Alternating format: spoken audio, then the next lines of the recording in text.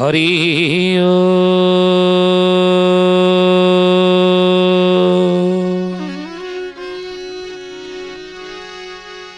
ओम भूर्भुवः स्वः तत्सवितुर्वरेण्यं भर्गो देवस्य धीमहि धियो यो नः प्रचोदयात्।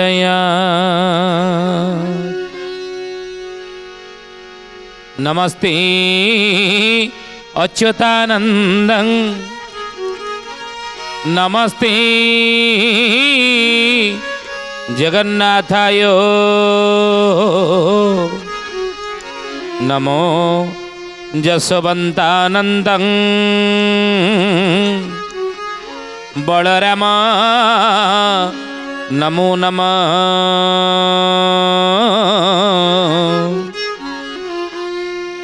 बलराम नमो नमः। बोलिए महापुरुष अच्युतानंद जी की शुद्धि जानी ज्ञानी गुणी मंडली आज अध्याय आलोचना को आपण मानक स्वागत जनाऊँ। आज मालिका वचन आलोचन आम आलोचना करने जाऊे महापुरुष अच्युतानंद शिवकल्म नवखंड निर्घंटर गोटे पद कौन कहले कहले ब्रह्म एकाक्षर ब्रह्म गुणान न जानी बाबू गुणान न जानी भंड रूपे भंडो थीबे शिष्यंको जे पुणी बाबू शिष्यकु जे पुणी ब्रह्म एकाक्षर ब्रह्म गुणान न जानी भंड रूपे भंडु थिबे शिष्य को जे पुणी महापुरुष कही मालिकारे हेमंत बेल को एकाक्षर सार गुरु आज्ञा अटे मूल नेमाल बट को लय लगाइण कहे अच्युत पामर। ये कलिजुगर शेषार्धरे जो विषम परिस्थिति कलिहत मनीष मानक आसीबो कलिजुगर संसार वासी मानक जो विषम परिस्थिति आसीबो विकट परिस्थिति आसीबो समस्या घेरे मनीष रहिबो से समय हेमंत बेल को एकाक्षर सार गुरु आज्ञा अटे मूल हेमंत बेल को एकाक्षर मंत्र सार गुरु आज्ञा होची मूल तार आश्रय तो ने तार शरणागत तो हो रे रामचंद्र। किंतु अच्युत महापुरुष कहले बाबूरे कलिजुगर अनेक एमती थिबे जे जो माने कि ज्ञानर अधिकारी ही नथिबे किंतु ज्ञान बखाणु थिबे एमाने समाज रे उपहासित हुअंती एमाने समाज रे समालोचित हुअंती समाज रे आओ शिष्यंक कहिबे देख ब्रह्म एकाक्षर बाबू ब्रह्म एकाक्षर तोर पत्नी मोरा पत्नी एक समतुला बाबू एक समतुला शिष्य को कहिबे देख ब्रह्म एकाक्षर ब्रह्म हूँ एकाक्षर एकाक्षर ब्रह्म हाँ आउ तोर पत्नी मोर पत्नी एका समतुल अधिकारी नथिबे ज्ञानर किंतु ज्ञान कथा बखाणु थिबे आत्म परिष्कार ही नथिबो अंतर परिष्कार ही नथिबो समाज रे बड़ी प्रत्येक कार्य आपण देखंतु अनभिज्ञ लोक माने आज अनभिज्ञ जो जहाँकर जो अभिज्ञता नाही आज कलिर शेषार्ध शेष समय रे समाज रे से लोक माने आज देखंतु से भली कार्य करूछंती अनभिज्ञ लोक माने अनुभवी भली काम करूछंती जहा फल कि आज सबुथरे आमे कौन ना निंदित उपहासित होउची होनांती सेही जेबे पर नारी देखिबे सुंदर बाबू देखिबे सुंदर रमीबा को इच्छा बोला ई बेटी सत्वर बाबू हे बेटी सत्वर ये कथा महापुरुष मालिका शास्त्र कही गले अनभिज्ञ लोक अनधिकार लोक शोधी जाने ज्ञानी गुणी मंडली जदि ज्ञानर प्रचार करेंगे बा अनुभवी भली काम करेंगे सब कम हाथ देवे ताले समाज में निंदित हेबेनी द्वारा आमे मध्य उपहासित हवा ये सुधी जाने क्या समालोचना करवा आम उद्देश्य नुहे कि आप भल रूपे बुझी जाऊे महापुरुष अच्युतंगर ये बाणी की नहीं तो से महापुरुष कहते क्यों माने जो माने कि समाज रे उपहासित हुअन्ति क्यों माने केतेबेले समाज रे निंदित हुअन्ति समालोचित हुअन्ति क्यों माने कहिचंदी क्षत्रिय होइण यद्यपि संग्रामे डरिब बाबो संग्रामी नो हिब प्रश्नव होइण जेबे वेदन पढ़िब बाबो वेदन पढ़िब जी जहा जने साधु से साधुर कर्तव्य जदि न कला साधुर आचरण जदि ता भीतर नथिला आ सी जदि ज्ञान चर्चा कला धर्म चर्चा कला समाज रे निंदित हबनी उपहासित माने समय आसीबो समय आज ई उदाहरण ये अभाव ना समाज रे हे ज्ञानी गुड़ी मंडली सुधी जन से तो दुनिया परिवर्तन हो ना आज समाज रे अनेक उपदेश दबा लोकंकर संख्या कम नाही मंदिर मानकर संख्या कम नाही जेते हे सुधी जाने ज्ञानी गुड़ी मंडली ध्यान देवे कथा उपरे आज मंदिर जेतिक नहीं साधु सन्त मानकर बा अनेकंकर भक्तंकर अनेकंकर प्रचारकंकर संख्या अधिक तथापि दुनिया परिवर्तन हो नाही तथापि लोकचरित्र परिवर्तन हो नाही समाज बदलू नाही तार एकमात्र कारण कौन ना महापुरुष को नहीं अर्थात ये जहा तार कर्तव्य से न कला बोले क्षत्रिय होइण यद्यपि संग्रामे डरिब यदि क्षत्रिय आम होइथिबा आम संग्राम को डरुथिबा देखिकी चुप है आज लोक रही जाऊँ अन्याय देखुचे आखि आगे अनीति देखुचे जड़े भूल करुच्ची जड़े जन को दंड दौची बिना दोषे जड़े जन को कष्ट दौची आम जदि जानी शुणा लोक ज्ञानी लोक देखिक चुप ही रोचे नीरव ही रोचे कहीं ना मोर से पशा कौन दरकार भाई से झमेला को मुझे कहीं जी मुझ तो ठीक घर परिवार मोर ठीक अच्छी तेणु दुनिया से परिवर्तन हो ना हे शुद्धि जानी महापुरुष से कहते समाज रे दुरात्मा माने समाज जी क्षति न करती सदात्मा मानकर नीरवता ही बेसी समाज क्षति हुई समाज या द्वारा बेसी क्षतिग्रस्त हुई दुरात्मा मानकर दौरात्म्य जो समाज जी क्षतिग्रस्त न हुई सदात्मा मानकर नीरवता ही चुप ही समाज बेसी क्षति घटाए नहीं आम सदात्मा चुप ही रहिले अनीति विरुद्ध में संघर्ष कले ना स्वर उठेले पार्टी खोलेनी ताले समाज परिवर्तन केमिति हम दुनिया सुधरब केमिति अंधार केमिति हटिब अज्ञान केमिति दूरीभूत हम अन्याय केमिति हटिब बोलिए महापुरुष अच्युतानंद जी की तो साहस करवा दरकार मुझे क्षत्रिय मुझे सदात्मा मुझे विवेकी मुझे नीति बाटर न्याय पथर रही निश्चित जोटी अधर्म आम देखुचे जोटी धर्म उपर जोटी देखुचे कौन अधर्मर विजय हवा बसी आम से विरोध करवा दरकार अनीति विरुद्ध में आम संघर्ष करवा दरकार क्षत्रिय सी स्वर उत्तोलन से करवा दरकार ना चुप हो रहा तेणु से महापुरुष ए निंदित हे समाज रे आगामी समय से समय आसब महापुरुष को आज देखु परिस्थिति से ही आई आज स्वधर्मे निधन प्राय परधर्म भयावह निज धर्म जदि अन्य किए रोना सी धर्म को आउ जड़े पालन करुच्ची महापुरुष से कहले क्षत्रिय होइण यद्यपि संग्रामे डरिब बाबो संग्रामी नहिब पंडित होइण जेबे वेदन पढ़िब बाबो वेदन पढ़िब बोले पंडित जड़े सी जदि वेद पाठ न कला तार धर्म पालन न कला वेद पाठ न कला वेद अभ्यास भवेद विपर यदि पाठ न कला आज वेद पाठ अन्य माने कले अन्य शास्त्र आलोचना कले अन्य ज्ञान चर्चा कले समाज रे ये सुजोग अन्य मान को प्रकृति दब समाज रे ये सुजोग अन्य माने पाइबे नहीं एमाने समाज रे महापुरुष को निंदित क्यों माने हुअन्ति समाज रे निंदित क्यों माने हुअन्ति समालोचित क्यों माने हुअन्ति ना रोगी होइण बद्य को करे जेबे रोष बाबू करे जेबे रोष सेवक होई स्वामीर जेबे अविश्वास बाबू जेबे अविश्वास महापुरुष कहले कहले बाबू रे हरिवंश रे कथा आलोचना करा जायछि। महापुरुष अच्युतानंद मालिकार नाम है हरिवंश। हरिवंशर प्रथम खंड रे कथा कहिले जहाँ को अच्युतानंद महापुरुष शिवकल्प नवखंड निर्घंट कही पुनः हरिवंश कहते जदि रोगी होइण वैद्य को करे जेबे रोष जन रोगी से वैद्य उपर जदि डाक्तर वैद्य कहले डाक्तर डाक्तर उपर जदि रागिब डाक्तर इंजेक्शन फुटेब ऑपरेशन करिवो पिता औषध देव खाइबा जदि डाक्तर ताको किछि डाक्तर जो जदि रोगी कष्ट पाइला सी जदि डाक्तर उपर रोष करिवो रागिकी रहिबो अभिमान करिक रहिबो तार रोग कोन भल हबो ना रोग भल हेबो ना। ये माने समाज रे कोन महापुरुष कहते समालोचित होती क्यों माने आउ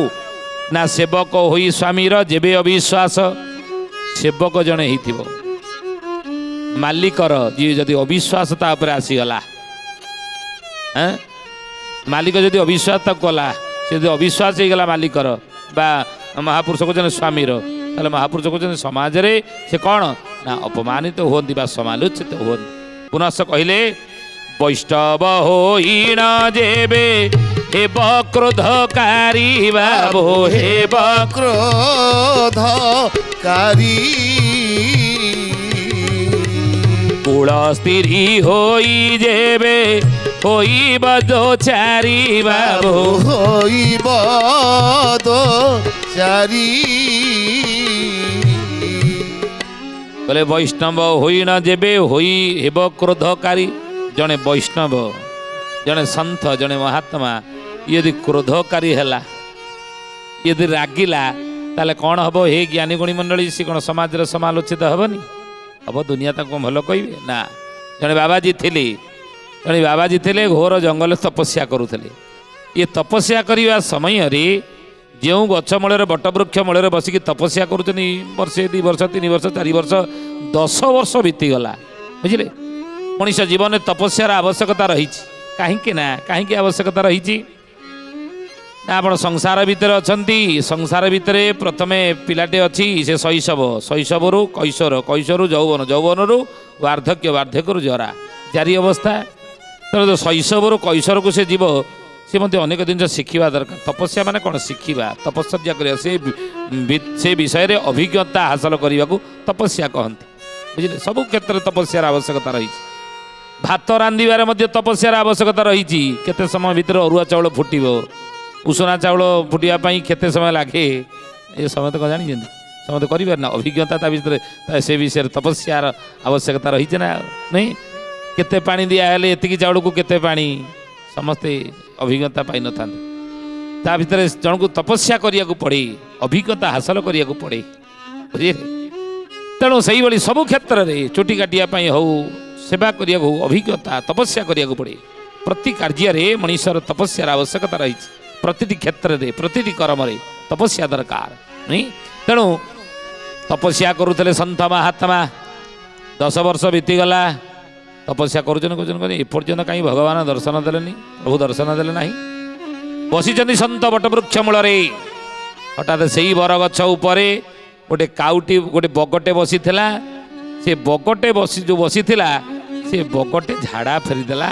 एवं से झाड़ाटे आसिकी से साधु महात्मा मुंड उपर पड़ा जो मुंड उपर साधु महात्मा पड़ी बग झाड़ा बा मल झाड़ा फेरी देती बग गछ उपर थी साधु महात्मा मथारे हाथ मारे हाथ मारी देखला बेलू बगर झाड़ा पक्षीर झाड़ा बा मल चाहीदेले ऊपर को देखिले गोटे बगटे बसी बटवृक्ष बाबर गछ पर जो गछ तले बसी मु तपस्या करुची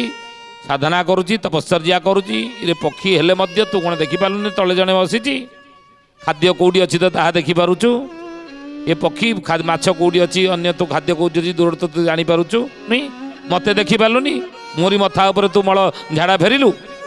साधु महात्मा रागी गले किंतु तपस्या सिद्धि भगवान दर्शन देना सिद्धि मिली कि ना से जानी ना रागी जाकि कौन कले ना कमंडल पाखे हाथ में जल देले कहले मुझे अभिशाप दूची तू से जली पड़ी भस्म हो जा मो मथा उपरे तू मलत्याग कलु तू भस्म हो जा जो भस्म हो जा कथा कही हे ज्ञानी गुणी मंडली सुधी जानी बगटे बसी बट वृक्ष उपर बरगछ उपरे से गछ उपर थाई सी जली पड़ी से जली पड़ी भस्म होगी आसिक तले पड़ा जली जली जली जलिक आसिक तले पड़ा तले पड़ी पाउंस हो गला भस्म हो गला साधु महात्मा जो बरगछ तले बसी आ भगवान को दर्शन मोर कौन दरकार मो साधना एथर सिद्धि हो गला मुझे जानी हैं 10 वर्ष बचली प्रभु दर्शन देना भाविली मो साधना सिद्धि मिलनी कि देखला मुझे अभिशाप देली पड़गला बगटा जली पड़ी भस्म हो मो आखि सामने हो पड़ी इति ताले मो साधना सिद्धि मिलगला चलिले ये शोधे जाने ज्ञानी गुणी मंडली साधु महात्मा छिड़ा हेले छिड़ा कि चलिले एवं जाइकी कौन कर जाइकी गाँ गाँ बुलिले साधु महात्मा ना जितेले अन्नर आवश्यकता अच्छी जीवन बंचापी अन्न दरकार तंकर कले कौन बोले महापुरुष अच्युतानंद जी की गाँ गाँ बुलिकी भिक्षा करुले गाँ गाँ बुलिकी भिक्षा करने समय गोटे कौन ना नव बहितार गोटे स्त्री लोकर घर द्वार मोर जा छिड़ा गले जनक घर सामने छिड़ा मागिले कहले भवती भिक्षाम देई भवान भिक्षाम देई भवती भिक्षाम देई भवान भिक्षाम देई जो मागी ना घर भितर नव युवती से कौन करदेला ना ता स्वामीर सेवा करदेला स्वामी तार रोग शଯ୍यार पड़ी रोग शଯ୍यार पड़ी सका उठा चा जलखिया करके दबा मोड़ा घसा करवा सेवा शुश्रूषा करवा ई कम से स्त्री लोकटी व्यस्त थाए आउ कई परिवार भितर न था साधु महात्मा 2-3 मिनिट छिड़ा है 3-4 थर डाकी भवती भिक्षाम दे भवती भवती भवान भिक्षाम दे 3-4 थर डाकिला रागिगले बोले किए तुम्हें घरे अच कौन जानीपारूना किए तुम्हें घरे अच मु डाकुची पर आसिक 5 मिनिट छिड़ा है दांड दुआर मोरे जहाँ दुआर मोरे मुझे छिड़ा होती समस्ते जानते मु कौ भाया साधु मोर पराक्रम केते मोर साधनार पराकाष्ठा केते जानते मते दांड दुआर मोरे क्षणे मात्र अपेक्षा करने समय दियंती ना तत्क्षणा मु पहुँचा क्षणी से आगुरी भिक्षा धरिकी छिड़ा होते आसिक तो दुआर मोर 5 मिनिट छिड़ा है तू एपर्यंत मो डाक कौन ते शुभु ना घर भितर नव युवती टी बाहरी आसिले भिक्षा धरिकी बाहरी आसी साधु महात्मा पाखे जो पहुँचले कहले हे महात्मा आपण कोप करतु ना रागंतु ना व्यस्त ना मो स्वामी सेवार व्यस्त थी तो से डेरी होगला ना कौन डेरी होगला तू जानी ना मोर पराक्रम केते ओहो तुम कहीं जानी ना ना जानी आज्ञा नव युवती कहला कहला जानी आज्ञा कौन करी मु तो मो स्वामी सेवार समय बीतौची ना मो स्वामीर सेवा कर रोग शଯ୍यार से पर्यटन कम लगी मु पत्नीर धर्म पति बिना अन्य गते ना ही अबलार पतिर सेवा करिवे तार धर्म मुझे धर्म आगे पालन करुली ना कौन है मोर ठारू तो स्वामी एत बड़ हो गला ना हाँ तुम ठारू मो स्वामी बहुत बड़ मु भावे गोटे स्त्री पे ता स्वामी हूँ बहुत बड़ सबू समस्त भगवान शिव शंकर ब्रह्मांग ठारू ता स्वामी ता गोटे स्त्री पे बड़ ना मो ठारू तो स्वामी तो पे बड़ ये जानिनु मु मोर पराक्रम के हाँ जानी आज्ञा तुम से बगमरा बाजी ना नव युवती कहला जानी तुम से बगमरा बाजी ना बाबाजी भाविले कहले रे ये किमी जानला मु बगमरा बाजी बोलिकी बगटा गछ उपर बसी मु अभिशाप देली से भस्म गला कई तो जाना कुआड़े मुझे कही ना प्रचार करना ताले ये युवती केमी जानिला ना जानी तुम कथा तुम से बगमरा बाजी क्रोध जाइनी तुम बाबाजी होइच राग तुम भितर जाइनी तुम बाबाजी होइच क्रोध को छाड़ीना हिंसा को छाड़ीना राग को छाड़ीना तुम कि बाबाजी तुम से बग मरा बाजी मत बग बोली भाव ना भस्म कर कि तुम बग को कर मत कर मो स्वामी सेवार मु निरत ही अच्छी स्वामी समय व्यस्त मुझे तेणु अच्युत महापुरुष सुंदर भाव में कहले वैष्णव होइण जेबे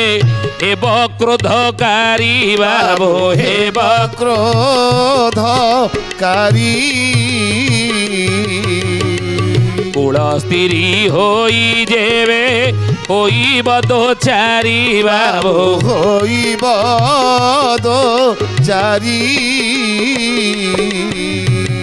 वैष्णव ही बाबाजी ही साधु ही यदि क्रोधकारी हेबे ना ताले समाज रे से समालोचित हेबेनी समालोचित हेबे समाज रे अच्युतानंद कहते रामचंद्र रे समाज रे माने समालोचित होती आउ क्यों माने ना कुल स्त्री होई जेबे होइब दोचारी कुल स्त्री हेकी जोता जोचारी हला नहीं इटा भी मातृदूषण पुत्र पितृदूषण मूर्खता अदाता वंश दोषेण कर्म दोषेण दरिद्रता शास्त्र कहती विटपी मातृदोषेण पितृदोषेण मूर्खता आउ अदाता वंश दोषेण कर्म दोषेण दरिद्रता विटपी मातृदोषेण अर्थ कौन झील खराब कि भल हवा ये बापा उपरे नुह ध्यान देवे कथा उपरे हे ज्ञानी गुणी मंडली माँ उपरे बेसी निर्भर करे बुझिले माँ चाहिए ता झील भल हो पार माँ चाहिए ता झील खराब हो पार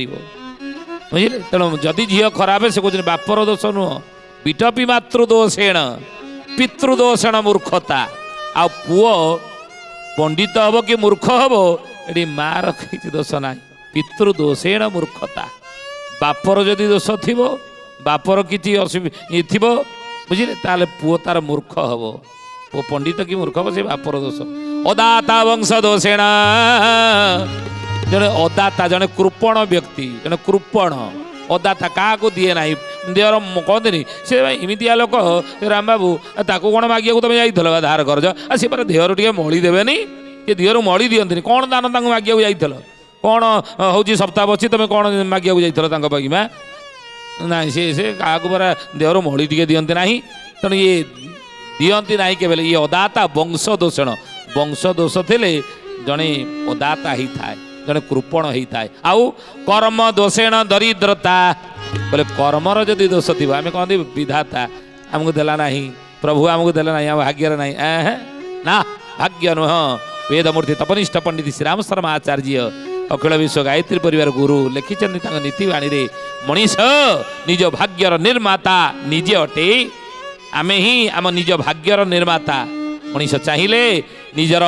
कर्म शक्ति बल निजर सत्कर्म द्वारा निजर हस्तरेखा भाग्यरेखा को परिवर्तित कर दे पारे कर्म जदि आम ठीक ना सत्कर्म करना उद्यम प्रचेषा करना दरिद्र आम पाख छाड़ ना दरिद्र आम पिछा छाड़ ना अभाव आम पिछा छाड़ ना अभाव हटिज उद्यमी हूँ महापुरुष मैंने कही उद्यमी हूँ प्रचेषा करूँ ये ज्ञानी गुणी मंडली शोधी जानी आज तो समय होती तो आसतु बाणी की विराम देवा से प्रभुंकर नाम नहीं कृष्ण कृष्ण गोपीनाथ गोकुल नंदन कृष्ण कृष्ण गोपीनाथ गोकुल नंदन कृष्ण कृष्ण गोपीनाथ गोकुल नंदन कृष्ण कृष्ण गोपीनाथ गोकुल नंदन वृंदावन चंद्र व्रज रमणी जीवन वृंदावन चंद्र व्रज रमणी जीवन मधुर ठारु मधुर मंगल मंगल मधुर ठारु मधुर मंगल मंगल राधा कृष्ण सार नाम सार संसार कृष्ण कृष्ण गोपीनाथ गोकुल नंदन कृष्ण कृष्ण गोपीनाथ गोकुल नंदन वृंदावन चंद्र व्रज रमणी जीवन वृंदावन चंद्र व्रज रमणी जीवन सुधी जानी आज आसतु बाणी के एठारे विराम देवा पुणी आसंता अध्याय भेट होगा रहुचु हरिओम शांति शांति शांति सर्वारिष्ट सुशांति भवतु। प्रार्थना आम आनंदर उत्स।